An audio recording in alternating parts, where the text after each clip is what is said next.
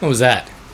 Hey guys, Jazz Samurai here to talk about my guitar this week, which is my beloved, my Greco SV-800 1979, made in the Fujigen factory here in Japan. And wow, I love this guitar. So let me tell you the story here. I haven't had this guitar for that long. What happened was I was in Canada, and where I'm from, and I was, as you do, driving around, and I was in some small town, and the internet is wrecked, of course, finding good finds for cheap, but I was in a small town, and I went into a guitar store, and they had this Ibanez AM50, I think it is, or AS50, I can't remember.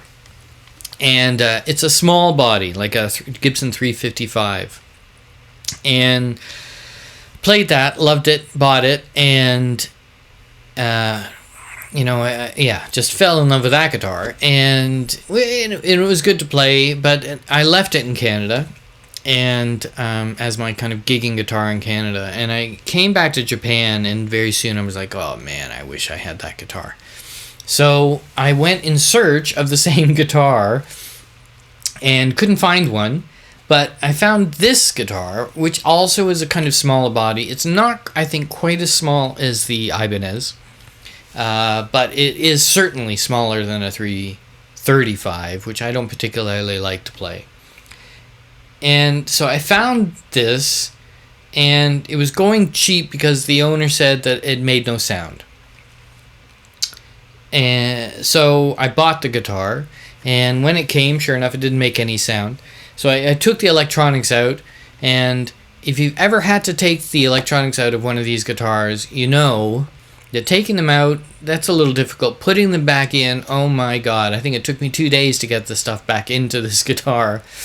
And I took everything out, looked at it, all seemed fine, put everything back in, and it worked, and it's worked ever since.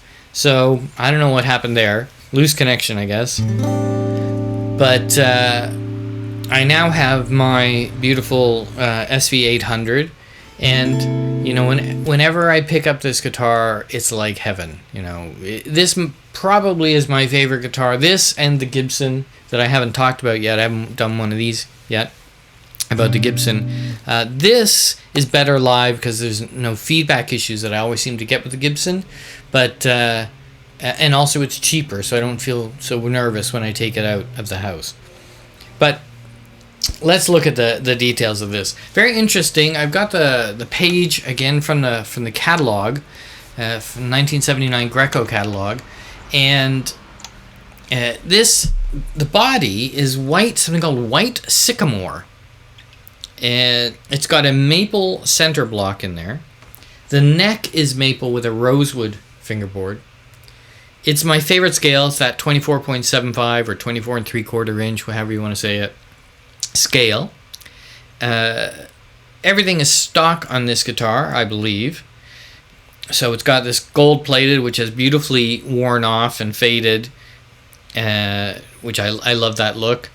Kind of aged like me. So it's got the gold-plated hardware. It's a beautiful headstock. I'll do some close-up pictures and put those in. It's got these pickups, which are the Maxon PU2s, and these are hot. Now, I had an issue with the Ibanez that I bought in Canada, that the pickups were so hot that it was distorting my looper, the boomerang looper. So I had a bit of a problem with it. I could never play on 10 if I was needing to use the looper. But these are not quite as hot as that, but they are pretty hot. Certainly, I think these are the highest output pickups I've got in this house of guitars. But, standard hardware other than that, all the goodies that you would want. And it's a very versatile sounding guitar. I personally, I almost always use the neck pickup. I might, on occasion, switch over to the bridge, but, I'm not that kind of guy, so I'm a pretty mellow guy, so the mellow sound works for me. But again, here I am. Well, of course, why would I have it if I didn't love it? But this guitar, if you can find one of these, I said that about the Aria. Now, the Aria is nice for that kind of jazzy thing, but this is the most versatile guitar I've got. Great sounds out of it in all different configurations and through effects and everything like that. Plays like a dream. If you can find one of these, buy it. That's all I can say. So, there you go. That's my glowing love letter to the Greco SV-800. The SV, by the way, stands for SuperView. What SuperView stands for, I couldn't tell you.